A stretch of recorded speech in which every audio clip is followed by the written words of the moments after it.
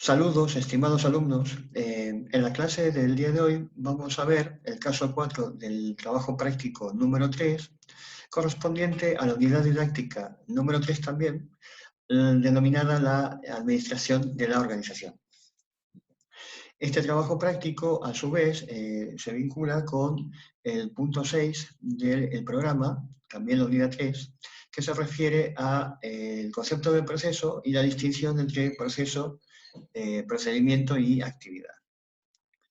Bien, vamos a comenzar viendo algunos conceptos previos que ustedes ya seguramente nos han tratado en otras clases, y el primero que surge es el concepto de proceso.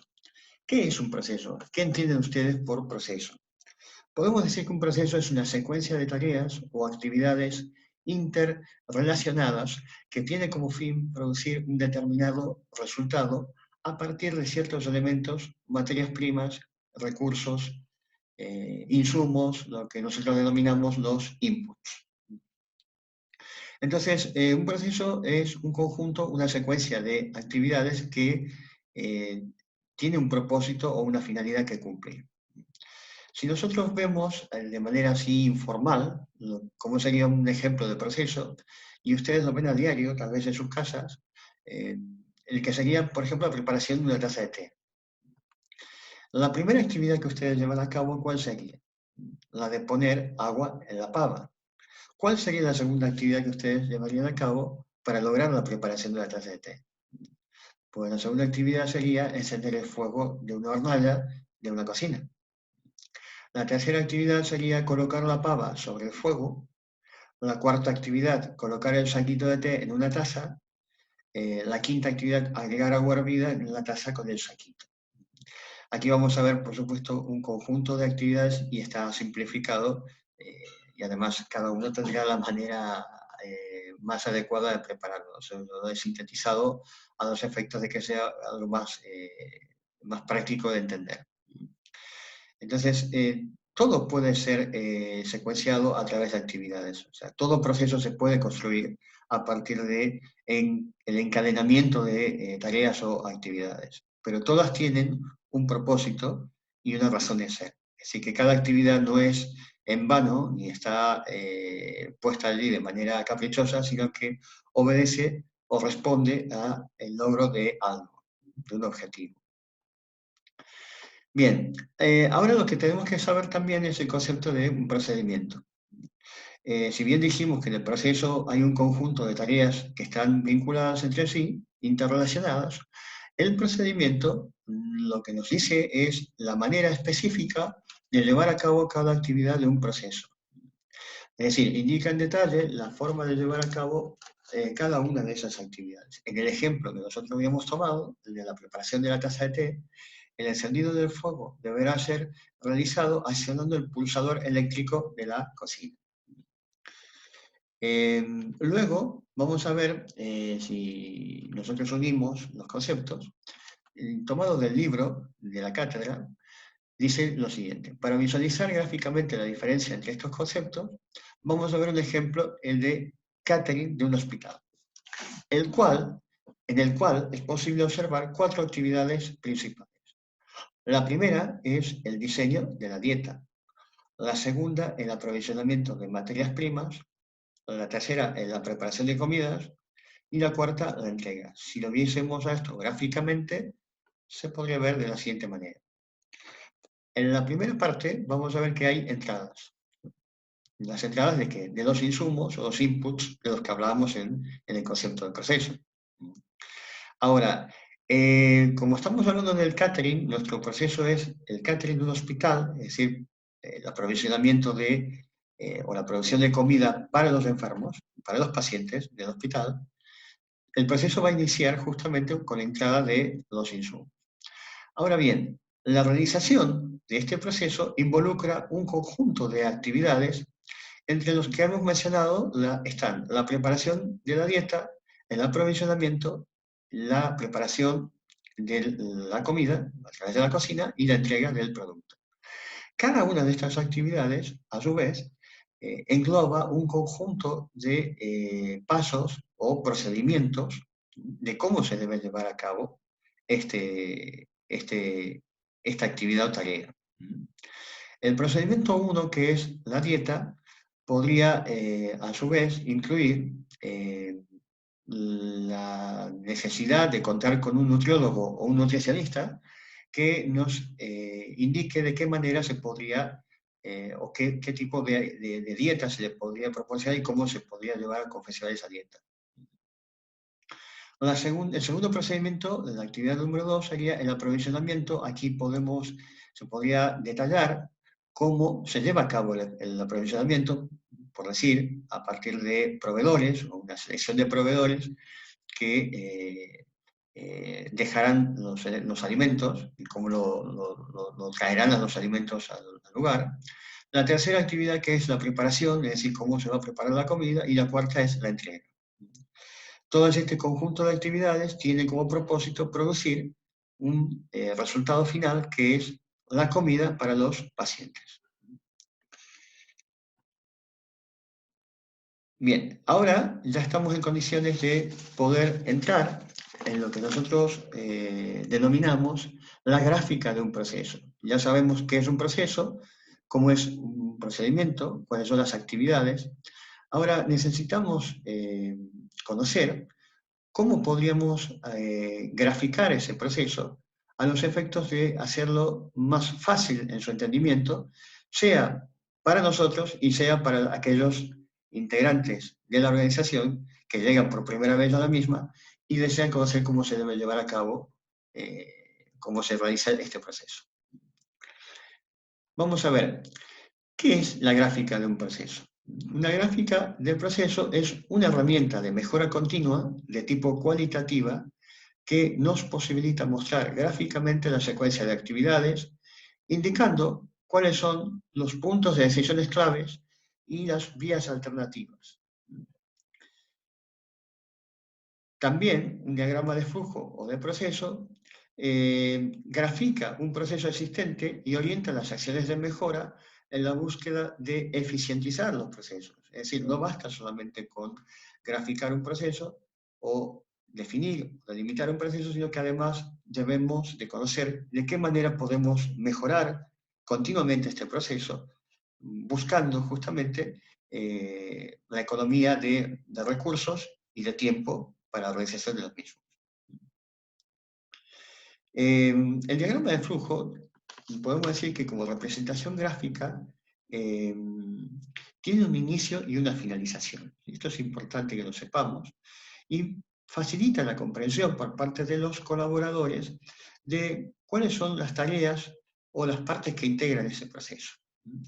Es muy útil, como decía anteriormente, tanto para aquellos que están dentro de la organización como para aquellos que están fuera de la organización, pues posibilita conocer cómo se realizan las cosas dentro de la organización. Para la construcción de un diagrama de flujo hay muchos símbolos que se pueden utilizar, pero podemos sintetizar diciendo que la gran mayoría de estos procesos se pueden graficar utilizando pocos símbolos, y nosotros justamente a continuación vamos a ver algunos de ellos. ¿Cuáles son los símbolos básicos que podríamos utilizar para graficar los procesos? El primero es el que se corresponde con el inicio y finalización del mismo, que está indicado en la manera que sigue a continuación, que yo lo estoy aquí señalando con el cursor. El segundo indica una actividad o una tarea. Este rectángulo nos está indicando que hay una actividad o tarea a llevar a cabo. El tercero es la decisión, es una figura geométrica con forma de rombo, indica vías alternativas de decisión. Dos o más alternativas a decidir. Luego se presenta el siguiente gráfico, el siguiente símbolo, que es el del documento, la generación de un documento en el cual se registran las actuaciones del proceso. Luego tenemos lo que se llama la base de datos, que sirve justamente para grabar todo aquello que se produjo. Es decir, lo que se generó del documento lo grabamos en una base de datos, puede ser en una computadora, en un ordenador. Y luego, por último, tenemos lo que se llama la dirección del flujo del proceso. Con estos simples gráficos estamos en condiciones de poder construir un diagrama de proceso.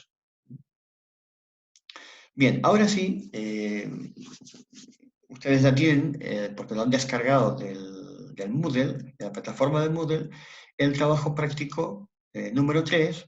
Yo quiero que ustedes ya tengan en su mano este trabajo práctico, pues vamos a abordar el caso número 4, a efectos de que podamos conocer mejor cómo sería la construcción de una gráfica de proceso.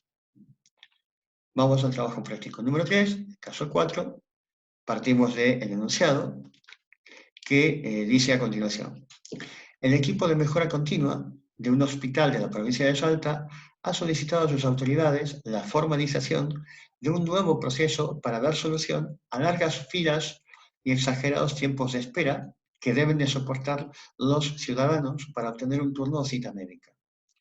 La secuencia de actividades planificadas por el equipo de mejora continua para el nuevo proceso de solicitud telefónica de cita médica es el siguiente. Aquí ustedes van a ver un conjunto de actividades o de tareas que engloban el proceso. Estas tareas o estas actividades, cuando ustedes tengan que diseñar un proceso, van a tener que delimitar, teniendo en cuenta la eficiencia y el mayor ahorro de tiempo y de recursos, de qué forma se podría confeccionar, la mejor manera de realizar la misma. Nosotros ya tenemos aquí el ejemplo dado y con él vamos a trabajar. Entonces, la primera actividad inicia con la llamada telefónica del paciente. Yo les pido a continuación que ustedes tengan esta parte del enunciado en sus manos, así podemos pasar a ver directamente la gráfica y comprender un poco mejor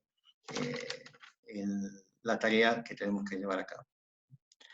Entonces, vamos a pasar a continuación a la gráfica. Dice la primera actividad: llamada telefónica del paciente o familiar. Es decir, en este caso vamos a ver que la primera actividad que se lleva a cabo la tenemos que graficar, y yo les pregunto a ustedes, ¿cuál sería el símbolo que tendríamos que aplicar en este caso cuando se trata de un inicio de actividad? ¿Se recuerdan? Era este que vemos a continuación, que era el óvalo o círculo aplanado que nos indicaba el inicio de la actividad. Entonces, la llamada del paciente al centro médico da inicio a la tarea, a la actividad del proceso, la primera actividad del proceso. La siguiente actividad que nos propone el texto, el trabajo práctico, es saludo y presentación del funcionario que atiende conforme protocolo. Observen ustedes que aquí estamos hablando de una tarea o actividad que ya está secuenciada, que ya está protocolizada de alguna forma, por lo tanto es una tarea repetitiva. Nosotros dijimos que las actividades y las tareas se graficaban con un rectángulo. ¿Sí? Toda actividad o tarea se grafica de esta forma. El círculo aplanado daba inicio al proceso. Inicio y finalización, como ya lo veremos posteriormente. Bien. Entonces, la primera actividad, digamos así, que surge es el saludo y la presentación por parte del funcionario del centro médico a la persona que se ha comunicado. Se presenta y de esa forma da inicio a la actividad del proceso. Luego, aquí se va a presentar una situación de decisión. Lo que sigue a continuación dice: decisión de orientación de llamada telefónica. ¿Cuáles son las decisiones o las situaciones que se plantean aquí? Aquí se plantean dos. Una, que la persona que se comunicó o que llamó al funcionario al centro médico no necesite realizar una cita médica, por lo tanto, simplemente le consulta, evacúa una consulta, o el funcionario solamente le brinda una información. Puede ser una llamada equivocada, un error de llamada, y por lo tanto, al no generarse una cita médica, lo que se hace es dar por finalizado el proceso en lo que se refiere a la llamada telefónica de alguien que no quería realizar la cita médica. Entonces el funcionario se despide conforme al protocolo y finaliza aquí el proceso para esta persona. Ahora, esa es una situación. La otra situación que podría llegar a presentarse es que quien se comunicó sí solicita una cita médica y ello nos va a producir también otra situación de decisión. Ya sea que se trate o no de un paciente nuevo o que se necesita de alguna forma obtener una cita médica, ya sea que sea la primera vez que viene al centro médico o que va a venir al centro médico o que ya anteriormente ha asistido a este centro médico y ostenta una historia clínica, posee una historia clínica dentro de ese instituto médico. Entonces, en el supuesto caso de que no se trate de un paciente nuevo, es decir, que sea un paciente que ya tiene una ficha médica, nos vamos a dirigir dentro del punto 4 del trabajo práctico al apartado B, que dice, no es un paciente nuevo.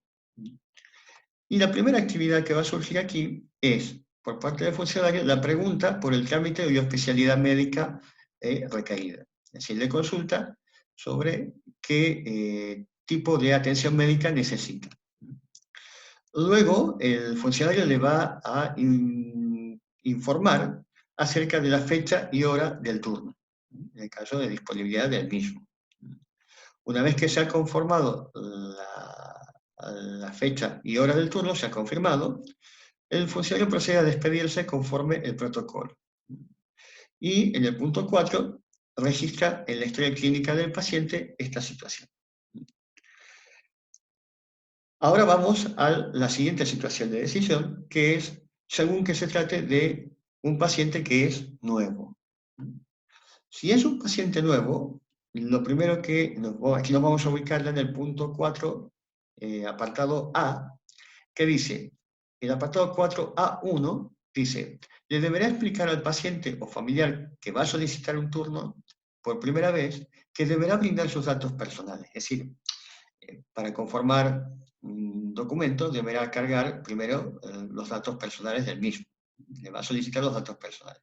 Posteriormente, con todos esos datos, los va a cargar en el PC conforme el protocolo ya previsto, y luego se le va a informar la fecha y hora de la cita o turno.